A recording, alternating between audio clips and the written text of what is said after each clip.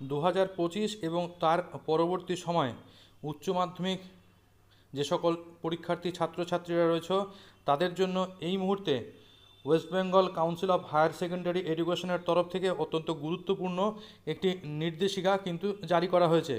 তাই তোমরা যারা এবছর একাদশ শ্রেণীতে রয়েছো অথবা যারা দ্বাদশ শ্রেণীতে রয়েছো তাদের জন্য এই ভিডিওটা অত্যন্ত গুরুত্বপূর্ণ।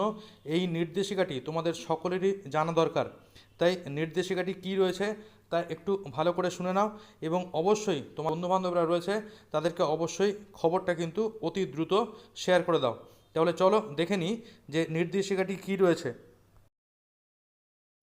পশ্চিমবঙ্গ উচ্চ মাধ্যমিক শিক্ষা সংসদের তরফ থেকে গতকাল অর্থাৎ 29 তারিখ সকল উচ্চ মাধ্যমিক বিদ্যালয়ের প্রধান শিক্ষক শিক্ষার্থী এবং সংশ্লিষ্ট অন্য সকলের উদ্দেশ্যে একটি নির্দেশিকা গতকাল জারি করে বলা হয়েছে, as per the section 18(1) of the West Bengal council of higher secondary education examination regulation 2024, this is to notify all the stakeholders that the council has prohibited the use of any type of calculator in examinations under semester system, that is semester 1 to semester 4, including practical examination of class 11 and 12.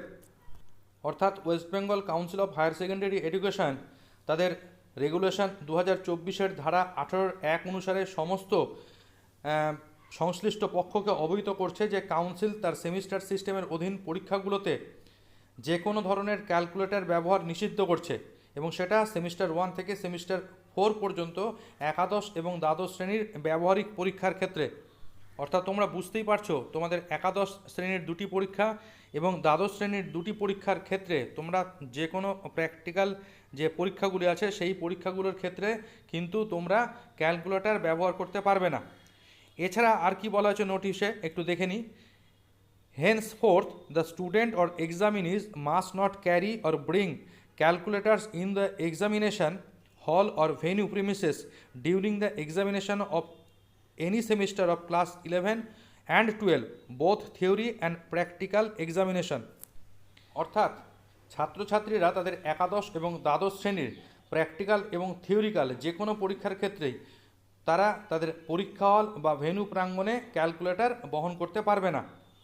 Possessions of calculator or calculators by any examinee as mentioned above will be considered as a disobedience of the regulation and subject to the disciplinary action against him or her. অর্থাৎ কিনা উপরে উল্লেখিত যে কোনো পরীক্ষার্থী যদি পরীক্ষার সময় ক্যালকুলেটর বহন করে তাহলে সেটা তাদের ক্ষেত্রে এই আইনের অবাধ্যতা হিসেবে বিবেচিত হবে এবং তার বিরুদ্ধে শাস্তিমূলক ব্যবস্থা গ্রহণ করা হবে। পাশাপাশি যারা আগামী বছর অর্থাৎ 2024 সালে উচ্চ মাধ্যমিক পরীক্ষা দিতে চলেছ অর্থাৎ যারা কিনা এই মুহূর্তে দ্বাদশ শ্রেণীতে পড়াশোনা করছো তাদের ক্ষেত্রেও কিন্তু এই নোটিশে একটি অংশ রাখা হয়েছে। এখন তাদের জন্য কী নির্দেশিকা রয়েছে সেটাও একবার দেখে নিই চলো। দেখো এখানে বলা হচ্ছে, however this notification will not be applicable to the examinees or candidates of HS examination 2025 and they will be allowed to use the calculators as per the previous norms practice in both theory and practical examination. অর্থাৎ কিনা যারা এই বিজ্ঞপ্তিতে সেই সকল পরীক্ষার্থী এবং প্রার্থীদের ক্ষেত্রে প্রযোজ্য হবে না যারা কিনা 2025 সালে উচ্চ মাধ্যমিক পরীক্ষা দিতে চলেছে এবং তারা পূর্ববর্তী নিয়ম অনুযায়ী তাদের ক্যালকুলেটর ব্যবহার করতে পারবে তাদের প্র্যাকটিক্যাল এবং থিওরিক্যাল উভয় পরীক্ষার ক্ষেত্রেই।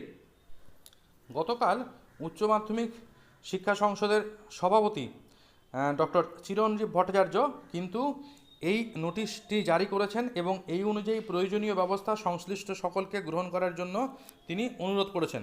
অর্থাৎ তোমরা বুঝতেই পারছো তোমরা যারা নতুন পদ্ধতিতে অর্থাৎ সেমিস্টার সিস্টেম পদ্ধতিতে এই মুহূর্তে একাদশ শ্রেণীতে পড়াশোনা করছো এবং এরপরে দ্বাদশ শ্রেণীতে উঠবে, তোমরা কিন্তু তোমাদের কোনো সেমিস্টার পরীক্ষাতে প্র্যাকটিক্যাল বা থিওরিক্যাল যাই হোক না কেন সেক্ষেত্রে কোনো ক্যালকুলেটর ব্যবহার করতে পারছো না।